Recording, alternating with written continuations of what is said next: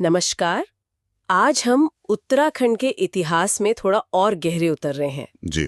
बात करेंगे देवभूमि के कह सकते पहले सम्राटों की, कत्यूरी राजवंश। हाँ, कत्यूरी राजवंश बहुत महत्वपूर्ण है ये। हमारे पास जो जानकारी है वो कत्यूरी राजवंश देवभूमि के प्रथम सम्राट लेक से है। ये उत्तराखंड कथा श्रृंखला का ही एक हिस्सा है। जी। और देखिए, मकसद ये है कि हम समझें कि ये कत्यूरी आखिर थे कौन और क्यों इतने जरूरी हैं। बिल्कुल, इन्होंने ही तो पहली बार इन पहाड़ी इलाकों को एक पहचान दी, एक शासन दिया। हाँ, जो बिखरे हुए थे उनको एक साथ लाए। तो चलिए यहीं से शुरू करते हैं। ये कत्यूरी, इनकी शुरुआत कैसे हुई, कहाँ से आए ये लोग? देखिए, लोक कथाएं तो बहुत कुछ कहती हैं।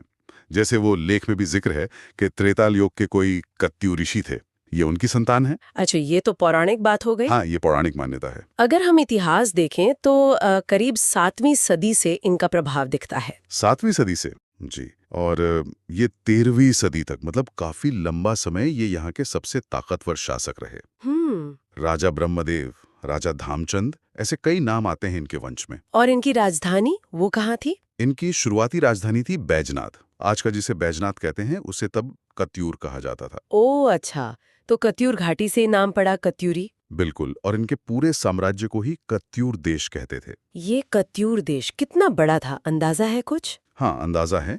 ये कोई छोटा मोटा राज्य नहीं था। उत्तर में आप समझ लीजिए नेपाल सीमा तक। नेपाल तक?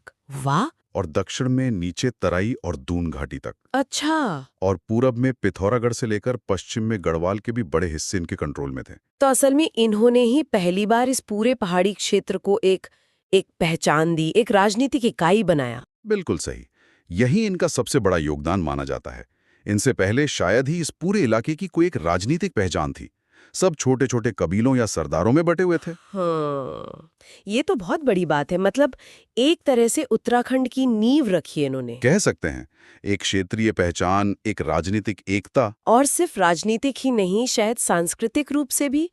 लेख में मंदिरों का बहुत जिक्र है, सैकड़ों मंदिर बनवाए इन्होंने। जी हाँ, ये उनका दूसरा बड़ा योगदान है। धर्म और संस्कृति में बागेश्वर का जो बैजनाथ मंदिर समूह है, हाँ, सुना है, बहुत खूबसूरत है। जी, वो इनके राजधानी के पास ही था और उन्हीं की देन माना जाता है। इसके अलावा झूला घाट का गोलू मंदिर, जयंती देवी मंदिर, चंपावत और देवीधुरा के जो बड़े शक्ति स्थल हैं, हाँ, उनका भी विकास या विस्तार इनके समय में हुआ। और ये भी दिलचस्प है कि ये शैव और वैष्णव दोनों को मानते थे। जी, दोनों ही संप्रदायों को इन्होंने बराबर सम्मान दिया, उनको बढ़ाया।